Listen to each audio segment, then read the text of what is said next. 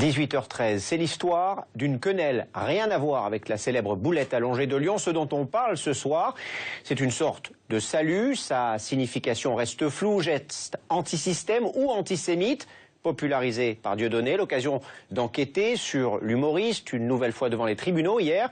Sa popularité, son cercle rapproché et ses autres fans. Dieudonné, l'inquiétant succès. Reportage de Thibaut Dupont, Quentin Bollier avec François-Xavier Couture et Myriam Alma.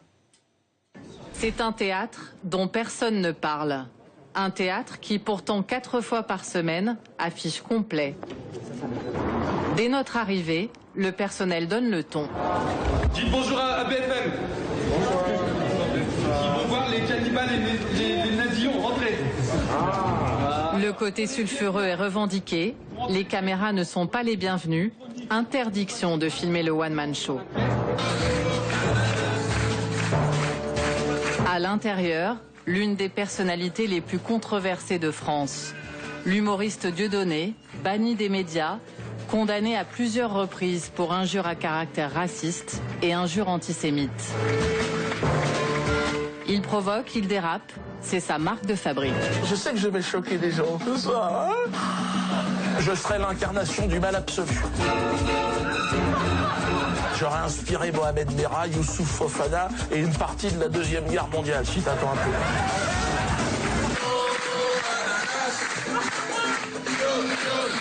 À la fin du spectacle, sur cette chanson, il tourne la Shoah en dérision. Chanson pour laquelle il vient d'être condamné à 8 000 € d'amende.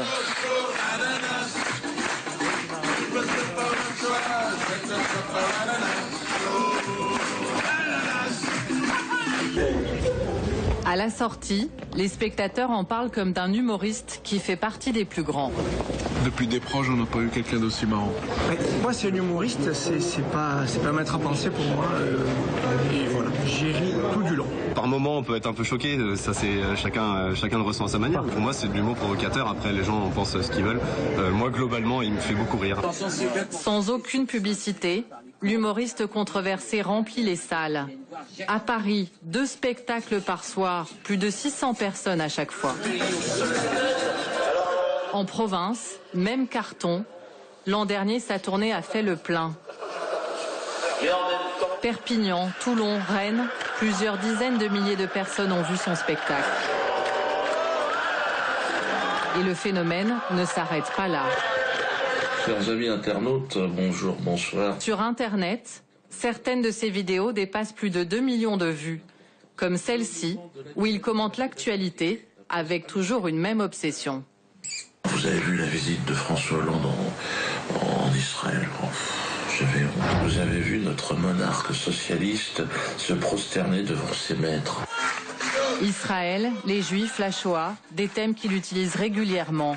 Les attaques peuvent parfois être violentes, comme cet extrait que nous avons entendu le 5 décembre dernier lors de son spectacle, à l'encontre du journaliste Patrick Cohen. Patrick Cohen a fait une liste noire de personnes que l'on ne doit pas interviewer dans les médias. Quand je pense à ça, c'est dommage qu'ils aient arrêté les chambres à gaz.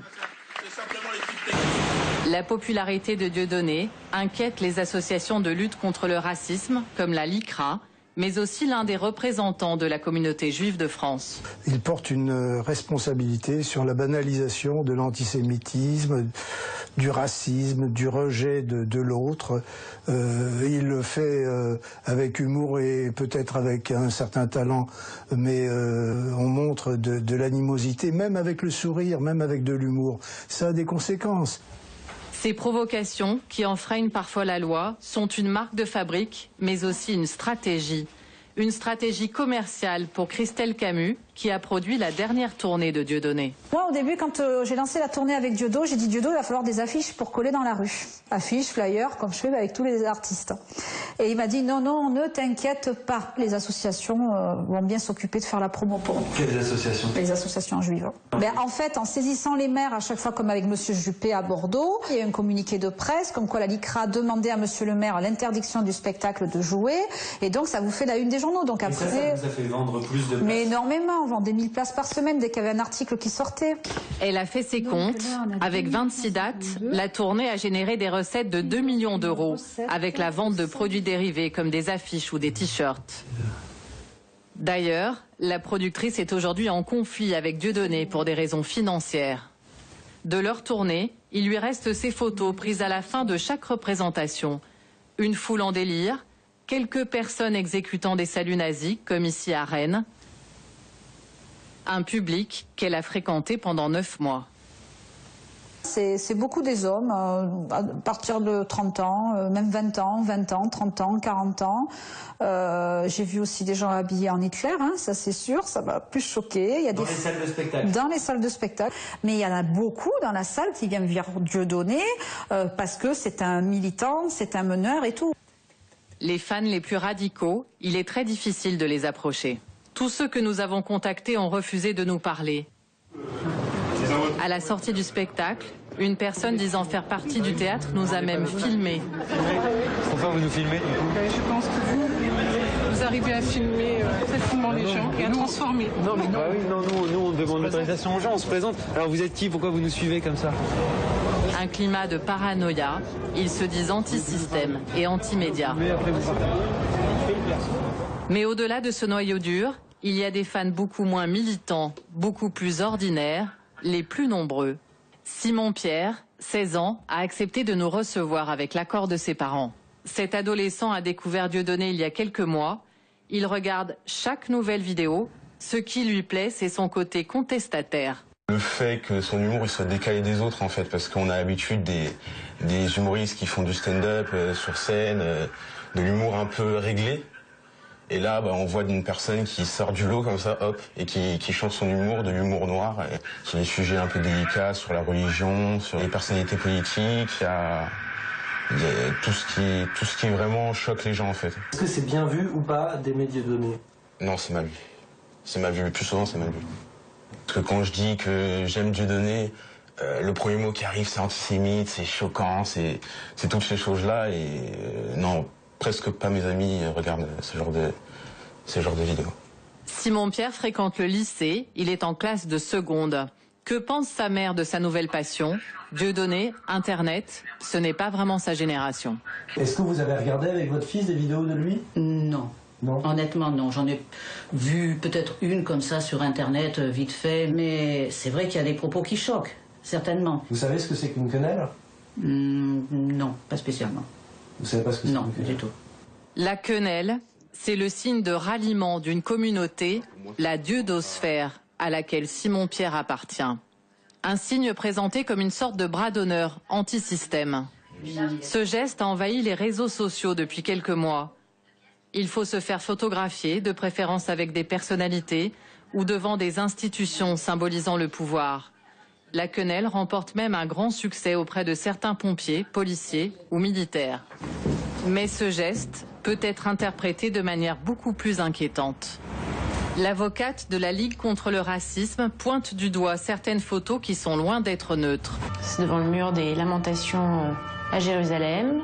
Ça, c'est une personne qui se trouve devant l'école Ozar HaTorah. C'est l'école juive de Toulouse, au sein de laquelle a eu lieu la tuerie perpétrée par Mohamed Merah l'année dernière, Auschwitz. C'est évidemment un geste antisémite, c'est un salut hitlérien à l'envers. C'est pas une surinterprétation de dire ça, c'est l'évidence encore une fois. Et il suffit de voir les lieux devant lesquels ces gestes sont reproduits pour s'en rendre compte. Pour le moment, la LICRA a choisi de ne pas mener d'action en justice contre la publication de ces photos. Dieudonné a lui refusé de répondre à nos demandes d'interview. À défaut, nous nous sommes tournés vers l'un de ses plus fervents soutiens, Alain Soral, idéologue d'extrême droite, lui aussi banni des médias. En 2009, aux Européennes, il s'est présenté sur la même liste antisioniste que Dieudonné. Sur cette affiche, l'humoriste militant utilisait d'ailleurs déjà la quenelle. Alain Soral, le voici. Il nous a donné rendez-vous dans un café et lui aussi a demandé à quelqu'un de nous filmer. On contrefilme l'interview, comme ça nous on mettra l'interview complète. Comme ça les gens pourront voir ce que c'est que les médias mainstream et la manière dont ils manipulent le monde. Et voici donc sa réponse sur la quenelle. Il y a de tout. Il y a la quenelle farce et attrape, la quenelle noces et banquets, et puis il y a la quenelle ultra politique qui est la mienne, vous voyez. Alain Soral a choisi de se prendre en photo devant le mémorial de la Shoah à Berlin. Quel est le message? Comment vous décririez le message, c'est vous commencez à nous faire chier, vous, la toute-puissante communauté juive organisée, dite communauté sioniste. La logorée va commencer, 38 minutes au total. N'a rien à voir avec cette histoire. L'intégralité de l'interview sera diffusée sur son site internet, qui lui aussi rencontre un relatif succès. Certaines de ses vidéos atteignent plus de 200 000 vues. Pour Alain Soral, comme pour Dieudonné, le web est devenu le moyen de diffusion, le moyen de toucher le plus grand nombre.